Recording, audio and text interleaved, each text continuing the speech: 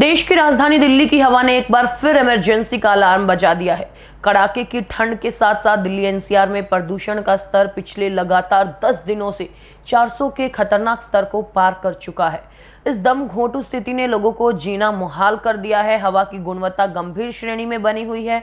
हालात इतने बिगड़े हैं कि अब ग्रेड 3 के बावजूद ग्रेड 4 की सख्ती लागू करने के निर्देश दिए गए हैं। श्री गुरु तेग बहादुर साहिब के 350वें शहीदी दिवस को समर्पित पंजाब सरकार की श्रद्धा और सत्कार से भरपूर पहल। पंजाब के 23 जिलों में गुरु साहिब के जीवन और बलिदान को दर्शाते light and sound show Srinagar, Gurdaspur, Faridkot और तख्त श्री दमदमा साहिब, तलवंडी साबो से अनंतपुर साहिब तक 4 महान नगर कीर्तन तथा 23, 24 और 25 नवंबर को अनंतपुर साहिब में होने वाले भव्य समागमों में मुख्यमंत्री सरदार भगवंत सिंह जी मान की ओर से सभी को नतमस्तक होने का हार्दिक अनुरोध। आइए अपनी अटूट श्रद्धा और सत्कार के साथ इन समागमों का हिस्सा बने। नमस्कार, आप देख रहे हैं हरिभूमि टीवी। केंद्रीय प्रदूषण नियंत्रण बोर्ड यानी सीपीसीबी के सुबह के आंकड़ों के अनुसार दिल्ली का औसत AQI 380 दर्ज किया गया, जो बहुत खराब श्रेणी में आता है। लेकिन ये औसत आंकड़ा है। अगर हम निगरानी स्टेशनों की बात करें तो राजधानी के 39 में से 14 निगरानी स्टेशनों पर AQI 400 के पार यानी गंभीर श्रेणी में दर्ज किया गया। वजीरपुर और विवेक विहार जैसे इलाकों में स्थिति सबसे खराब रही, जहां AQI 450 के बीच दर्ज किया गया और इतनी जहरीली हवा स्वास्थ्य के लिए सीधी खतरा हो सकती है। प्रदूषण की इस बेकाबू स्थिति को देखते हुए commission for air quality management ने बड़ा फैसला लिया है।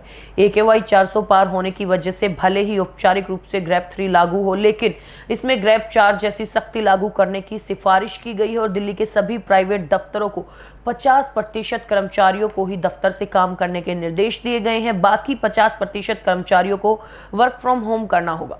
CAQM ने सभी सार्वजनिक, नगरपालिका और निजी कार्यालयों के लिए यही निर्णय लेने को कहा है।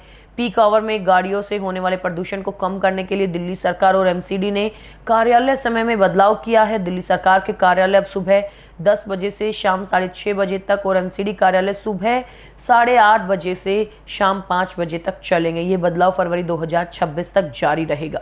प्रदूषण का एक बड़ा कारण दिल्ली से सटे औद्योगिक और निर्माण क्षेत्र भी हैं। दिल्ली में बढ़ते प्रदूषण को देखते हुए हरियाणा के औद्योगिक इलाकों में बड़े पैमाने पर जांच अभियान चला गया और इस अभियान में 101 साइटों की जांच की गई। इनमें से 29 औद्योगिक इकाइयों और निर्माण को और ध्वस्तीकरण स्थलों पर नियमों का उल्लंघन पाया गया और उल्लंघन करने वाली इन इकाइयों के खिलाफ तुरंत कार्रवाई की गई ताकि प्रदूषण के स्रोतों को रोका जा सके।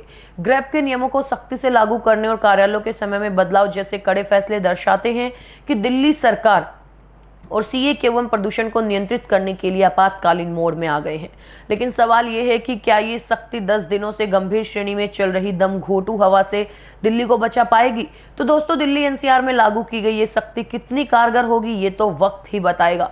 लेकिन एक बात साफ है कि हमें भी प्रदूषण के खिलाफ अपनी जिम्मेदारी समझनी होगी। और इस जरूरी खबर पर आपकी क्या राय है और आपके शहर की हवा कैसी है, हमें कमेंट बॉक्स में जरूर बताएं।